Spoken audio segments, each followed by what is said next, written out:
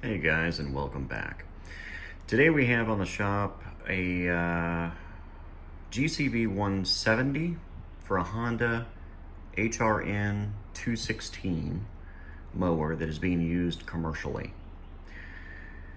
Came to me without the air filter cover, without an air filter. I'm going to be going through the entire engine, sharpening the blades, giving it a full tune-up, washing it off, making it look like new again. Come along with my little journey because it doesn't actually start. So we're going to start at the carburetor, check for fuel issues, and go from there. Let me get you seated in the tripod and we'll get going. Okay. I got the mower on the pender lift raised up. Let's go ahead and start with taking off these two nuts. 10 mil each. Wrong direction. One.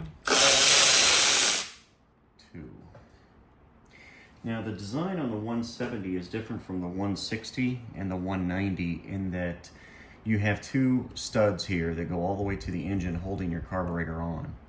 On the 160 and the 190, these are long bolts that go in, and you need to find some older bolts, take the heads off of them, put them in, screw them in. These are what I'm talking about here. These are just old 190 bolts that I took the head off of, ground it down, I slid it in there, and then I could pull everything off at one time.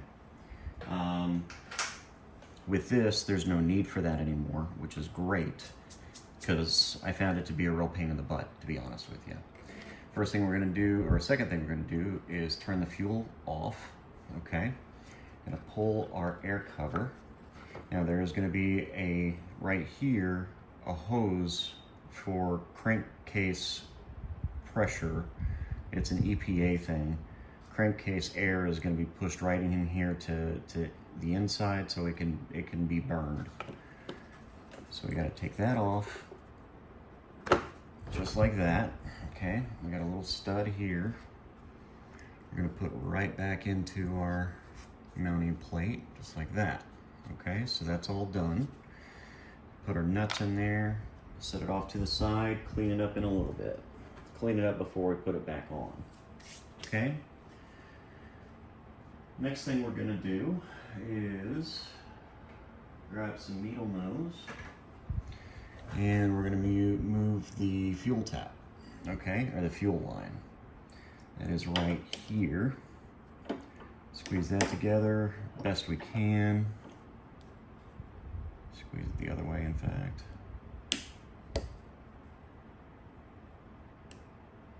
Just get it to where we can pull it off.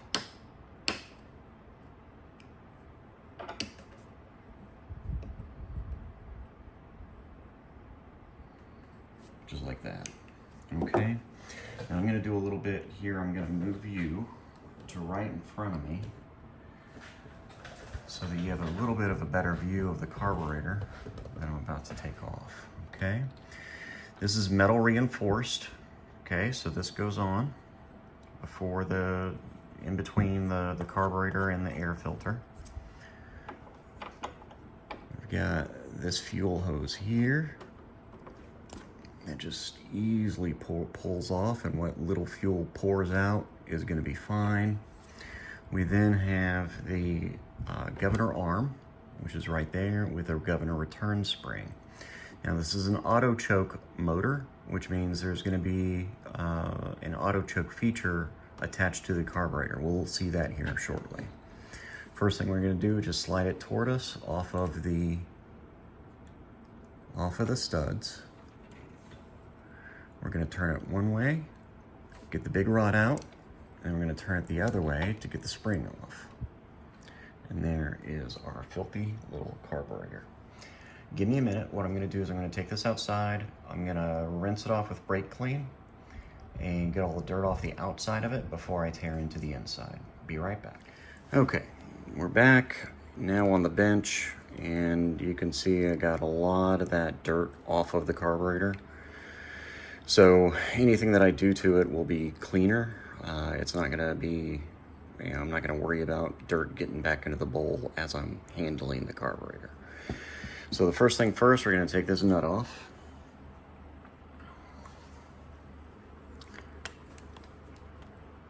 Put the carb with the face down. There we go. Let that fuel out. As it runs out, it's going to tell me if there's water in there, because the water will bubble up on top of the fuel, and I don't see any water. Now, something that I do that maybe other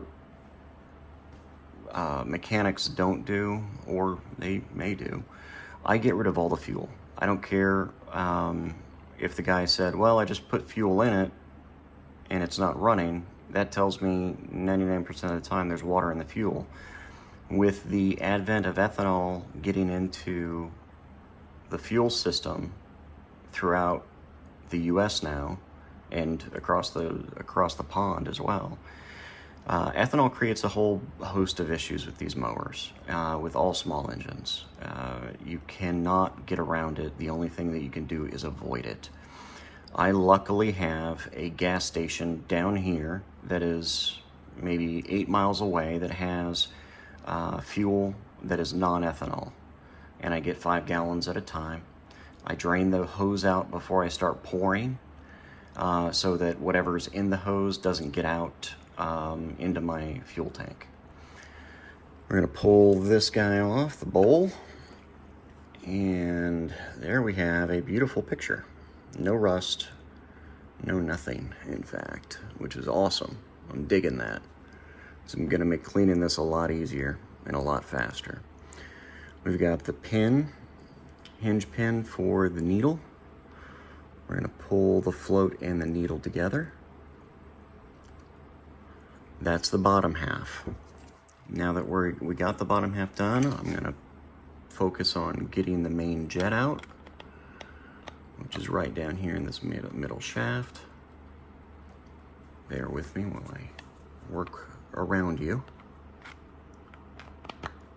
There we go. Nope, we don't go. There we go. Nope, still not in it.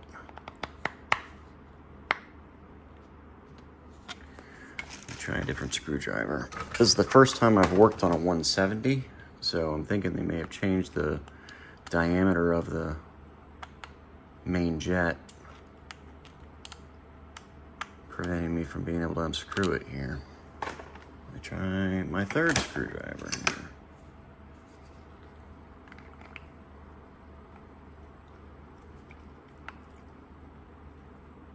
Bear with me, you'll get it.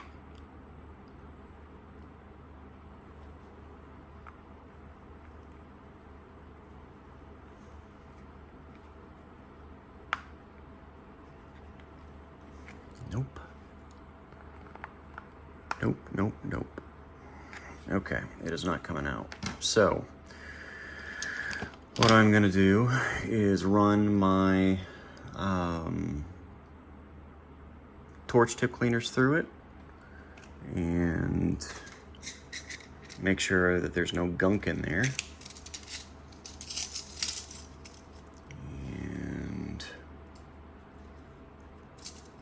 It's a mighty big hole this one should do. This should fit.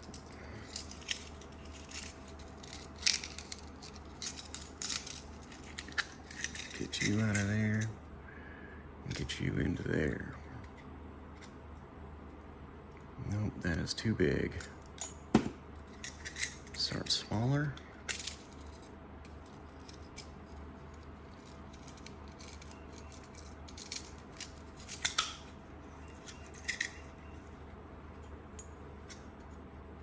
There we go. That's going through. I felt a little bit of resistance, but that's all gone now. And I'm cleaning off the walls of that main jet. There we go. So that's cleaned out now. Let's go ahead and go to the idle set screw, or idle jet, which is under this screw right here. For that, I'm going to use my Vessel JIS screwdrivers. Because this is a Japanese engine, you want to use Japanese screwdrivers. vessel makes the best. Notice that I'm putting a lot of weight on there, but it ain't camming out.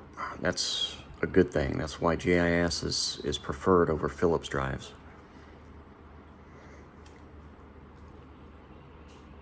Nope, it's starting to cam. It's starting to actually screw it out altogether. Give me a minute. I'm going to put some vice grips on here, get it started, and then I'll be right back to you in 2 ticks. All right, so this carb is giving me fits. I used my impact that turns when it's struck. That didn't get the screw out. I tried getting vice grips on there. That didn't get the screw out. So what I'm going to do is this. Instead of cleaning this by hand, I'm going to clean it in the ultrasonic cleaner for 30 minutes, okay? What that's going to do is it's going to get into all the crevices and get all the dirt out, and then I can blow that dirt out after it's been cleaned, making sure that every orifice is taken care of. While I have this in the ultrasonic cleaner, I'm going to also be working on the rest of the engine, getting the oil out, and you'll be with me on that travel. So bear with me just a moment. I'm going to get you started in the ultrasonic and go from there. 1 moment. Okay, taking you out of the cradle. Going to take the carb straight over here into my ultrasonic cleaner. I'm going to start with the top down.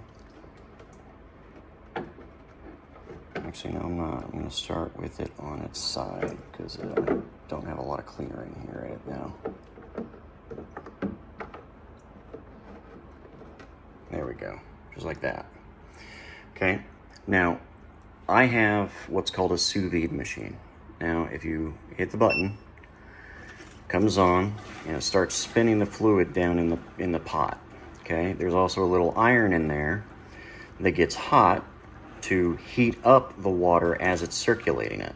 Okay, right now you can see what the temperature is and what it's going up to, and this will heat up your sauce very, very fast in order for your, one, not to have to use the heat element inside the ultrasonic cleaner, and two, you're using a little bit of power for a short period of time versus using a lot of power for a longer period of time on the unit's setting. For instance, I would have had to have come out here 2 hours ago to get the temperature that I need to cook my carburetor at. Okay, with the sous vide machine, I only need about 3 minutes and it's up to temperature. Okay, so I'm going to push start. I'm going to put it on 30 minutes. I'm going to push start, and then we're going to come back to it in 2 ticks. Okay, and we are back. And here is carb in the sauce and the temperature sitting at 52.5 degrees Celsius. So that is very warm, very, very warm indeed. It is, oh,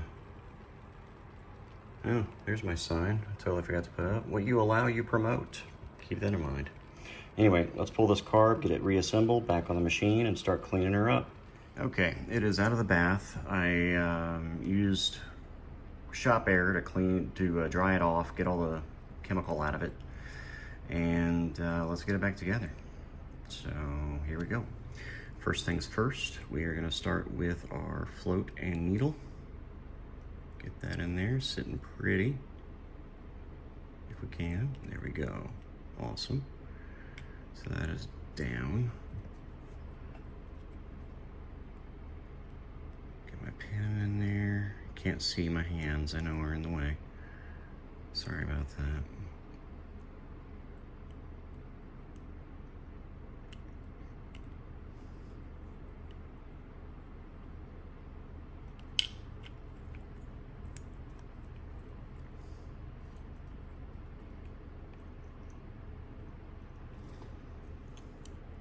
Let's try from the other side.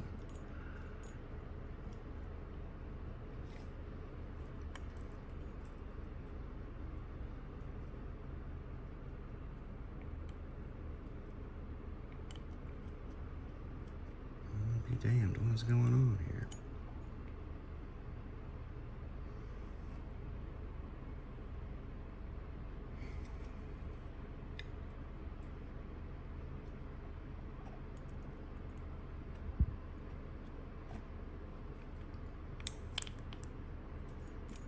Okay, there is something wrong. That's what's wrong.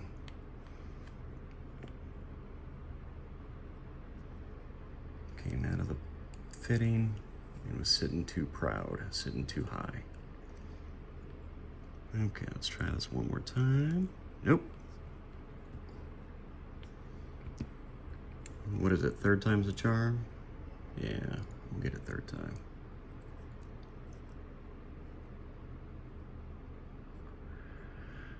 How many people does it take to install a needle in a float?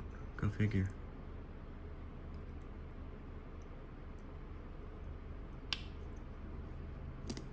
There we go.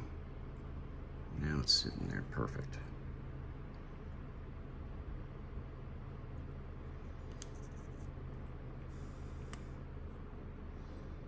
All right, get the bowl on. Get the nut on the bowl.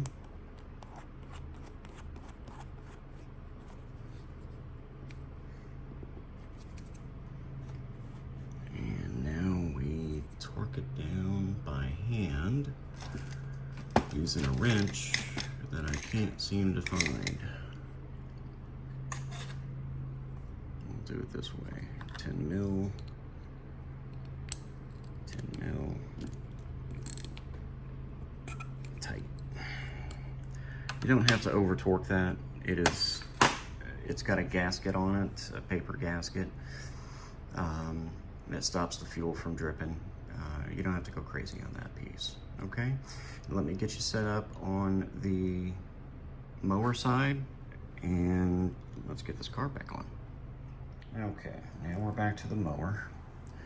First thing we're gonna do is get our return spring installed on the smaller of the two holes that are on top of the carburetor. Now that that's on, we're gonna tilt it the other way. Boom, boom. Z fitting is done.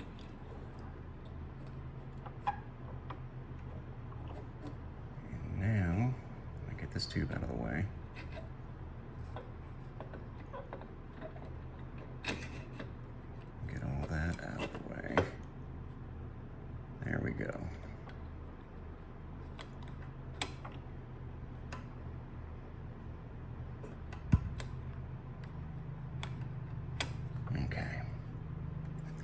I want to drain all the gas out before I put that back together.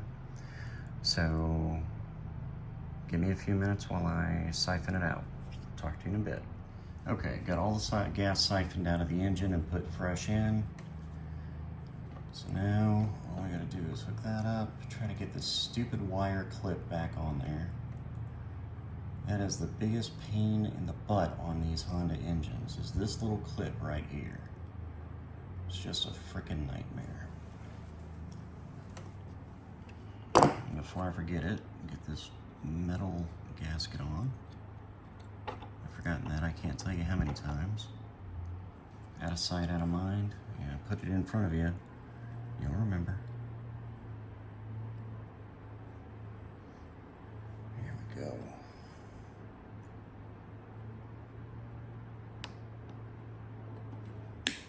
There we go. All right, got that installed. Made it look easy too. Let's go ahead and give me a minute to clean off that intake cover, because it's as filthy as all this is. Because there was no cover on there and there was no air filter. So this thing was clogged beyond belief, and has ingested a lot of dirt. So hopefully we still have a good engine even after the fact of all that dirt ingestion, because it looks like he's only been mowing in dirt. Anyway, I got the fuel back on. I'm going to check for leaks. I'm going to go ahead and clean out this intake manifold and see what it looks like. Be back in 2 ticks. Okay. One thing that you want to take care of is the cost of doing business. Okay, if you're a hobbyist like I am, but not a professional businessman, I've just gone through an entire can of brake clean in order to clean up all these parts. That has to be accounted for when the product is serviced. So I've got oil to account for, because I'm going to be changing that. I've got fuel to account for because I put a full tank in there of ethanol free. I've got the air filter. You know, all of that has to be accounted for when you're doing your quote. So, just gotta think like a business person whenever you're working on these things.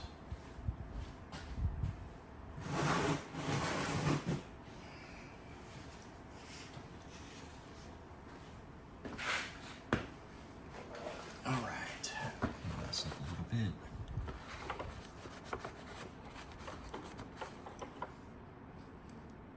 Still filthy.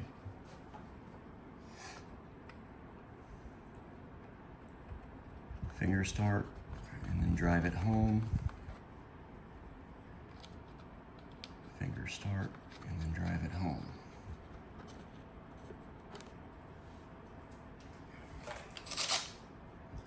Turn my socket around.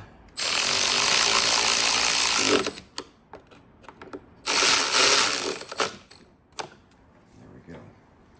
So I got the hose connected in the back. I got the wires for the governor connected, gaskets in, all that's done. So now I have no leaks. Let's go ahead and siphon out the oil and change the spark plug. For the spark plug, we are going to the front of the engine, and we are going to need a 3-inch extension and a socket.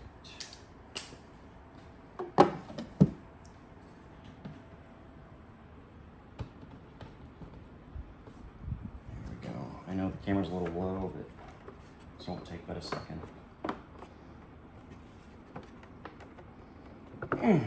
Good gravy, that is on there. There we go. Now, if you'll notice here, there's a big dent here and a dent here on this valve cover. This may be the reason why it's not running. We'll find out when we try to start it up for the first time. Because these the overhead valves are right behind that cover, and if they're being pushed on, they're not going to allow compression to happen. So that may have to be hammered out. We'll find out. BPR 5ES, I got plenty of those. It's a nice chocolate brown. Yeah, a little black. Probably from all that carbon that was coming in. Burned off. So, yeah, let's change that out and get a new one.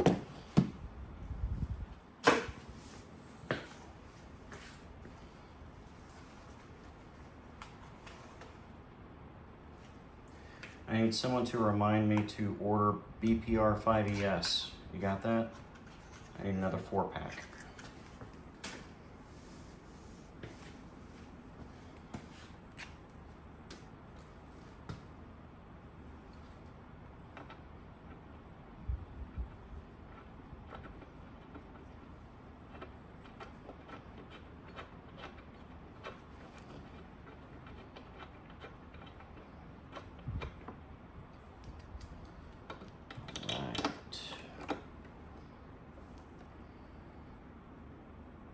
Washer is crushed. So there we have that. There we are. Put my tools away.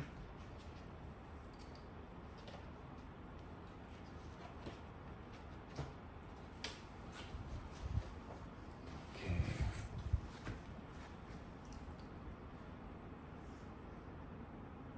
All right, so let's get an air filter for this and the new air filter head. Or cover. I had one in stock. The same 160 and 190 air cover. It's the exact same make and model for the 170.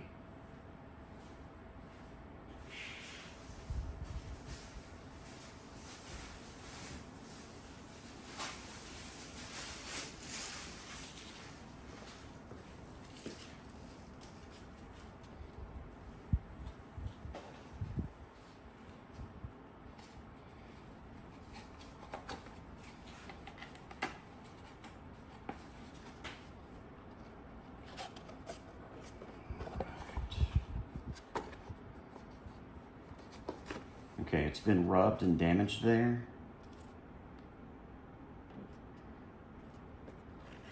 So let me see if I can get this on.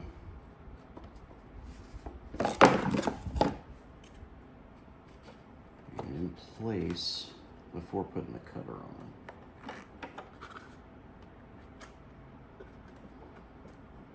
Yeah, that'll hold. That'll hold.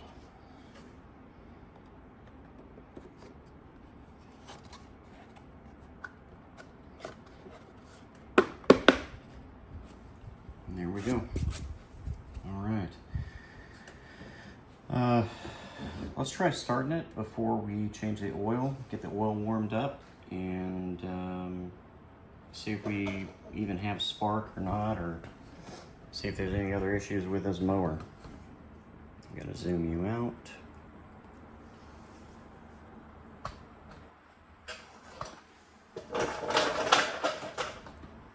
Drop down the lift a little bit so I can reach it.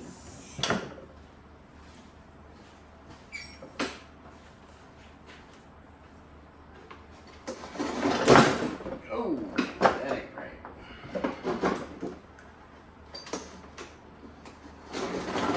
Nope, something's wrong in the valve train. All right. Let me pull that valve cover and show you what we're working with from there, because it is definitely way too tight. See you in a bit. Okay, here is what I found wrong. Basically, the bail is not opening up this because this is hanging freely, okay? This is your stop wire, your means of control to control the mower. If you ever let go of the bail on the top of the mower handle, the engine stops because this brake is engaged. What's going on is this brake is not unengaging, allowing me to start the mower, because this trim piece here is supposed to hold this portion, this plastic portion of the cable stationary, so that the wire inside the cable can move freely backward and forth. It's not allowing it to do that. So let me work on getting this straightened up and see if we can even get this cable lock back into its seat for this mower to work properly. Be right back with you in 2 ticks. Okay kids, here's what we got. Pulled all the covers off, got the nut off the flywheel, and we have good time. The reason why I was suspecting bad timing, or that the flywheel key was sheared, was because it keeps ripping the handle out of your hand as you try to start this thing. So that was the first inspection that I did, was to check the keyway to make sure that we were still in time.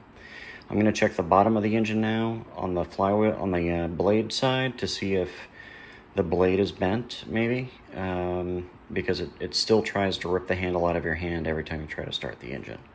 See you in a bit. Okay, it is broccoli time. The time has come and gone for this broccoli to be in this mower. There's probably a good 6 pounds there. It's ridiculous. By the way, the blades are straight. There's nothing wrong with them. They're even still sharp. So I'm going to touch them up a little bit with a file and then change the oil. All right, oil's changed, blades sharpened. Let's see if we can get her to pop off.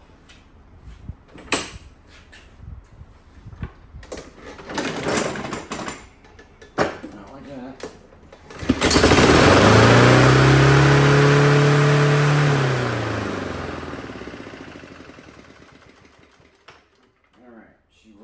But she's running fast, running her head off. Let me go ahead and readjust the governor linkages and make sure they're not they're not in the wrong location. And this one's good to go. If you aren't following me, go ahead and hit follow, like, and subscribe.